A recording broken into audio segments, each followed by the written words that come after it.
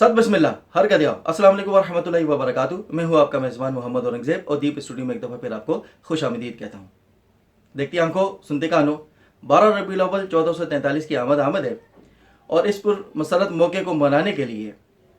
हर जगह मीलाद कॉन्फ्रेंसों, नात खानियों,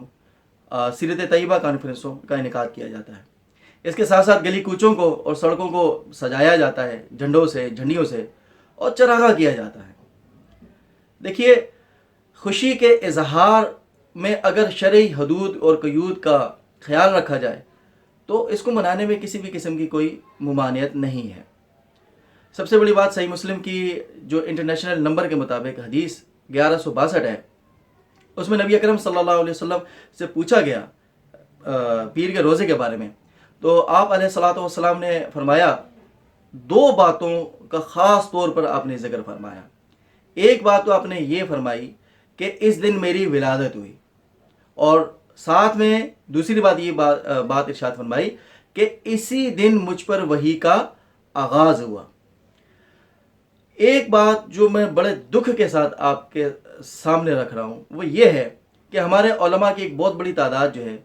वो इस हदीस का जो पहला हिस्सा है जिसमें वो नबी अकरम सल्लल्लाहु अलैहि वसल्लम की विलादत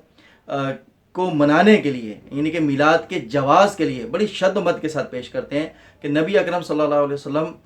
की जो विलादत है वो इसी दिन हुई, यानी कि पीर के दिन हुई, और नबी अकरम सल्लल्लाहु अलैहि वसल्लम इस मिलाद को जो है पीर के दिन रोज़ा रख के मनाया करते थे। इसमें तो कोई शक नहीं है। लेकिन देखिए, अपने मतलब के लिए एक चीज़ को लेना और दूसरी चीज़ को छोड़ देना, ये तरीक़ाकार भी मुनासिब नहीं है।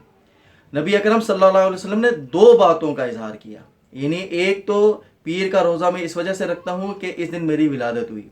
और इसके साथ जो दूसरी वजह बयान की वो ये है कि इसी दिन नुज़ूल कुरान का आगाज़ हुआ। तो दूसरी बात जो है वो जिस तरह पहली बात बेहद अहम है, इसी तरह दूसरी बात भी बेहद अहम है। और ये हमारी बदकिस्मती का ही है कि हमने पहली बात को ले लिया। हम पहली बात पे तो बहुत ज़्यादा खुशी का इजहार भी करते हैं, और करना चाहिए कि हम यहाँ पर जितनी खुशी का इजहार करें शरई हदूद के साथ, तो वो बहुत कम है कि आका अलैहिस्सलातु वस्सलाम जैसी बरगुज़ीदा हस्ती जो है वो इस ज़मीन पर तशरीफ़ लेके आई। लेकिन क्या साथ साथ हमें ये नहीं सोचना चाहिए कि आका अलैहिस्सलातु वस्सलाम ने जो फरमाया कि उस दिन मुझ पर नज़ुले वही का भी आगाज़ हुआ।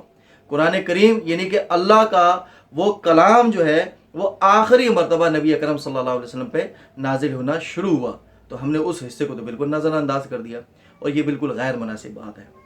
देखिए, कुरान मजीद ने खुद नबी अकरम सल्लल्लाहु अलैहि वसल्लम के बारे में फरमाया कि आप रहमतुल लिल आलमीन हैं,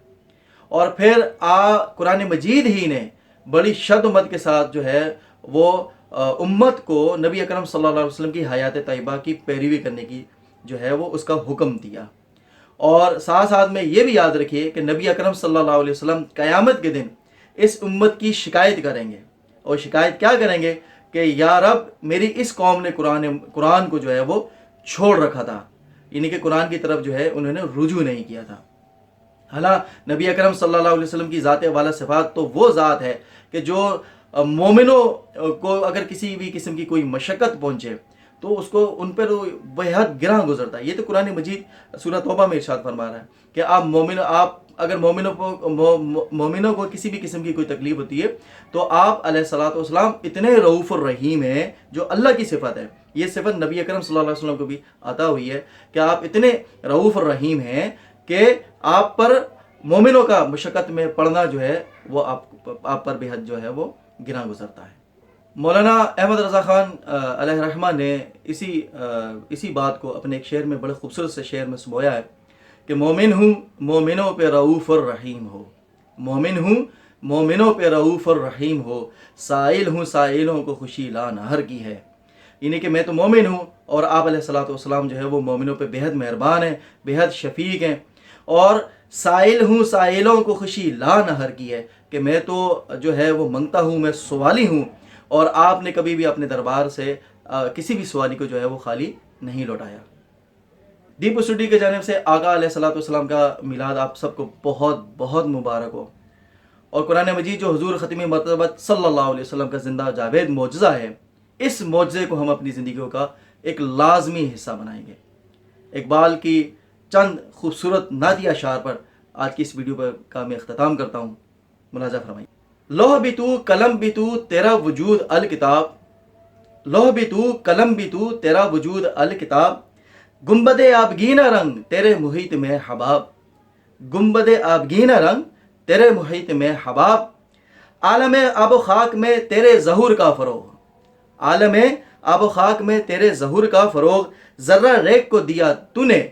طلوع آفتاب، ذرہ ریگ کو دیا تو نے طلوع آفتاب، شوکت سنجر و سلیم تیرے جلال کی نمود،